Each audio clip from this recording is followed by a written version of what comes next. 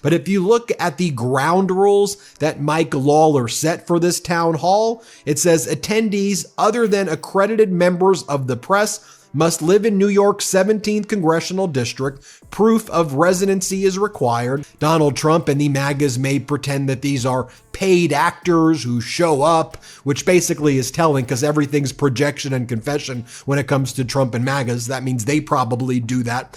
If you cannot provide proof of residency in New York 17th upon request, you'll be asked to leave the premises. So they put strict security protocols to ensure that nobody outside the district would show up. Trump's been claiming those angry folks at GOP town halls are paid actors. Meanwhile, Republican reps are literally hiding from their own voters because they're scared of getting yelled at. A rude awakening for Lawler and for MAGA Republicans in general, especially Donald Trump, as Lawler has tried to present himself to New York 17th and to the rest of the country as a moderate.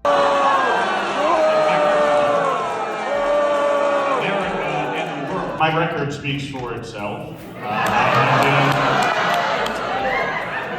I have been rated the fourth most bipartisan for a reason. When politicians are too chicken to face the people who elected them, you know something's seriously wrong. In this video, we're looking at the wave of Republican town halls, where Trump's facing a rude awakening. His approval ratings are at historic lows, even worse than Herbert Hoover during the Great Depression. And now his own supporters are starting to ask, did we elect the wrong guy again?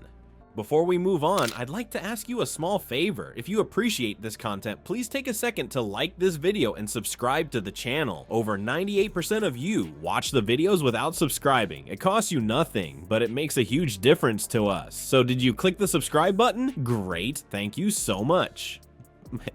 Now, back to the video. Cutting Social Security and Medicaid. He is someone who basically allowed Donald Trump to attack Social Security offices in his district, and Donald Trump is reacting to that town hall and other town halls. This as someone who brings the parties together, but everybody knows that Lawler is someone who aids and abets the MAGA agenda. He's someone who has talked about cuts weekend and weekends prior, where MAGA Republicans were getting brutally booed by the crowd. And we're talking about people in their congressional district now. Remember when Republican politicians would practically trip over themselves to get a Trump endorsement? Oh, how times have changed. These days, GOP representatives are doing Olympic-level gymnastics to avoid their own constituents. Town halls across the country have turned into absolute nightmares for Republicans who suddenly find themselves unable to defend Trump's increasingly bizarre behavior. Take Mike Lawler of New York, whose recent town hall went downhill faster than Trump's approval ratings. When Lawler tried to justify Trump's policies, the crowd wasn't having any of it. Regular voters, you know, the people these politicians are supposed to represent, completely demolished his arguments. One woman stood up and called out Lawler's defense of Trump's immigration policies as pure propaganda, while another constituent demanded to know why he was enabling a criminal. Talk about an awkward office party.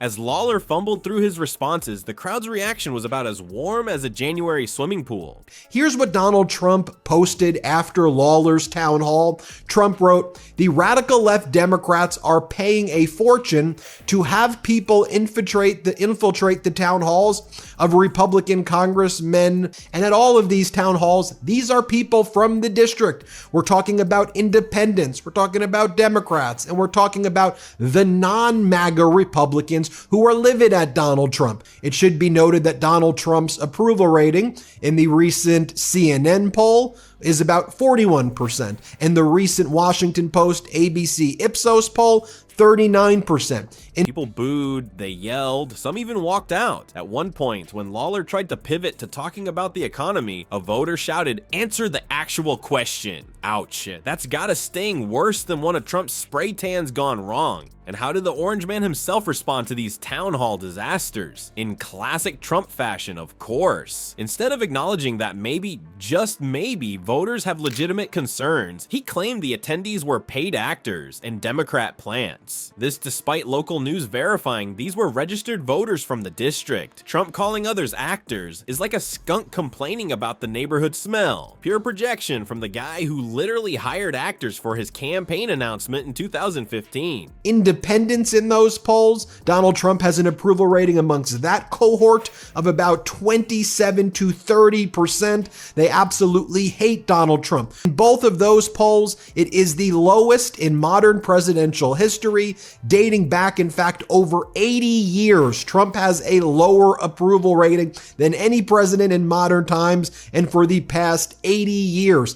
When you go through the crosstabs as well, when it comes to Latino voters, when it comes to young voters 18 to 29, when it comes to women voters, when it comes to black voters, when it comes to all these other voters. But Lawler isn't the only Republican having a bad time. Mike Flood's town hall in Nebraska turned into a progressive rally when his crowd started chanting, "Tax the rich." Imagine Flood's face, probably looking like he'd just bitten into a lemon while someone told him his car warranty had expired. Over in Georgia, Rich McCormick got the special treatment when a constituent compared his defense of Trump to the January 6th mess. One voter stood up and said, "You're using the same twisted logic the insurrectionists used, and it's frankly disturbing." The situation has gotten so dire that some Republicans are flat out refusing to hold town halls at all. Virginia Fox of North Carolina has admitted she won't schedule any because, in her words, "I'm not interested in creating a platform for people to scream at me." Translation, I can't defend Trump's nonsense and I know it. She's joined by a growing list of Republicans who'd rather hide in their offices than face questions about their party's standard bearer. What's particularly telling is that this isn't just happening in blue districts where you might expect some pushback. Even in deep red areas, Republican representatives are getting an earful. In Idaho, a Republican congressman was interrupted repeatedly by constituents demanding he do your job and stop the partisan games.